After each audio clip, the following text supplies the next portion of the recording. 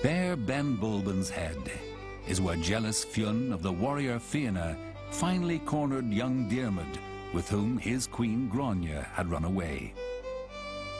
These are heroes of a half-mythical Ireland which W.B. Yeats invoked to underpin the republican dreams of his own fickle love, Maud Gonne MacBride, the subject of so much of his poetry.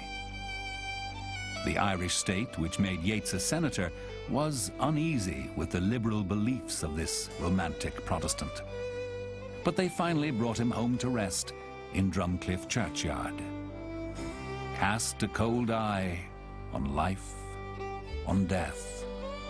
Horsemen pass by.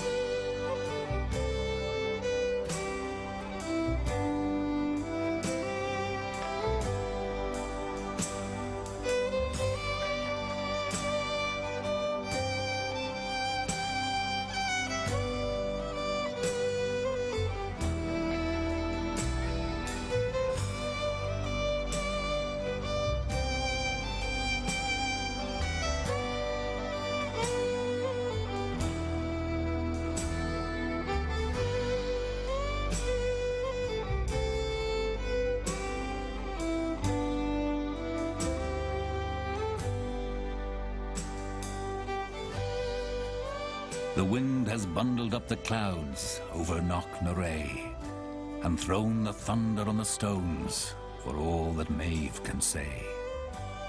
The grave cairn of the powerful Queen of Connaught, who led the men of the West into Ulster to steal the brown bull of Cooley. The epic saga has been recited and embellished from ancient times, one of the great treasures of the Irish language.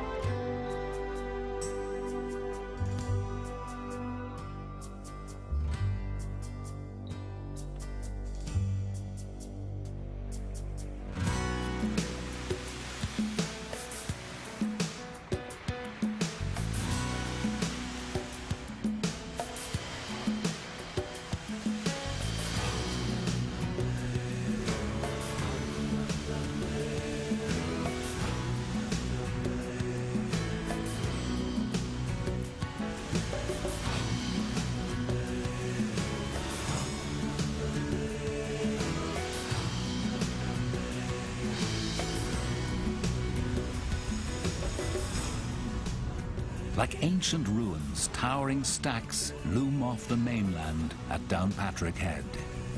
Slabs of cliff-like Dumbrista, the broken fort, testify to the dangerous coast and treacherous waters.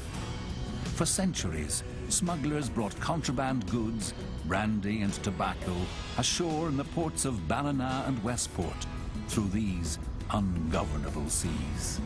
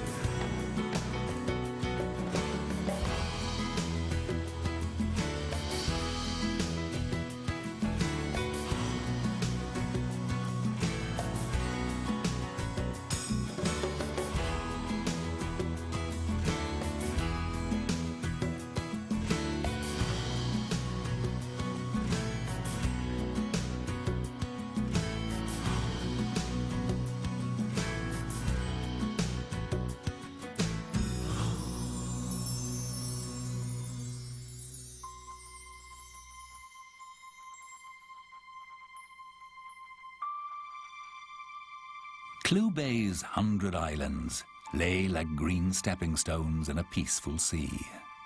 But once, they were the domain of traders and raiders, the seafaring O'Malleys. The O'Malleys traded with La Coruna and the ports of northern Spain and exacted tribute on the high seas. Their warrior chief was a woman, a she-king, Grania O'Malley, Grania Whale. Her exploits were so cunning, so daring, that she captured the attention of Queen Elizabeth herself, who extended a royal invitation to visit in London.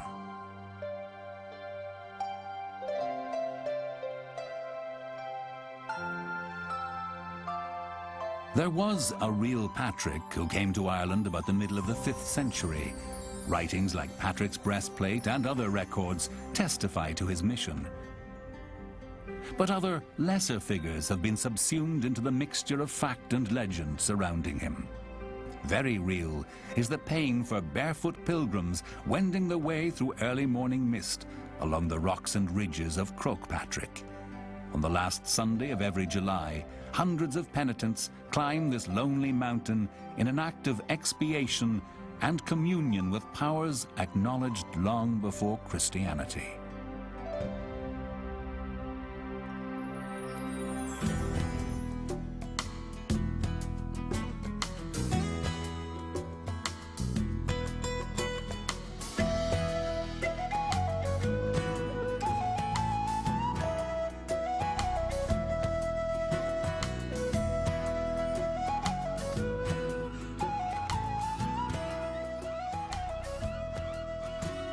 Galway City.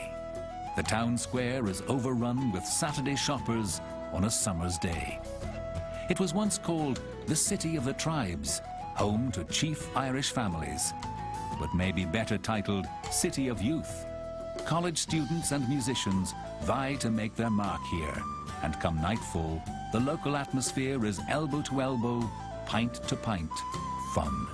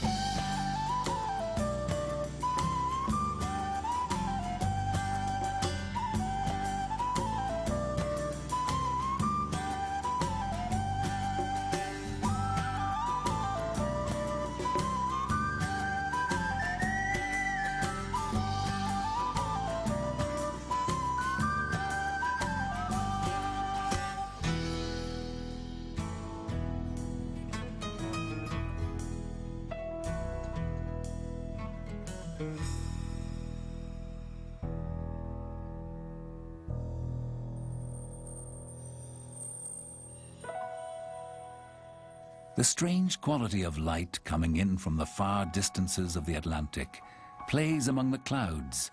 It glints on the glacial pools gathered in the rocky folds. It plays hide and seek in and out of the steep sides of the 12 bens, the range of mountains stretching across Connemara. This is seriously lost country. It will not stoop to suit any human purpose. The mountains brood in lofty silence over the landscapes below, inspiring the palettes of Paul Henry and a generation of Irish landscape painters.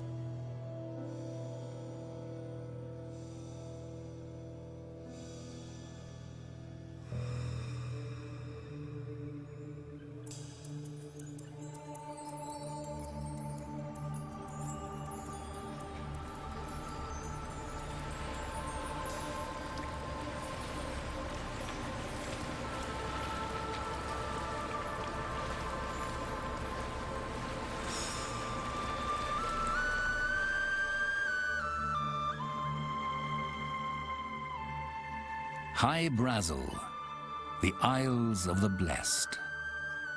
As legend has it, a mirage in the sea. The mysterious Aran Islands may have inspired the legend of Oisin, the blue-eyed boy of the Fianna warrior band, riding on a white horse with Maeve of the golden tresses to the land of eternal youth. But it's hardly the same place where seaweed from the shore was once brought in baskets to create small fields among the barren rocks.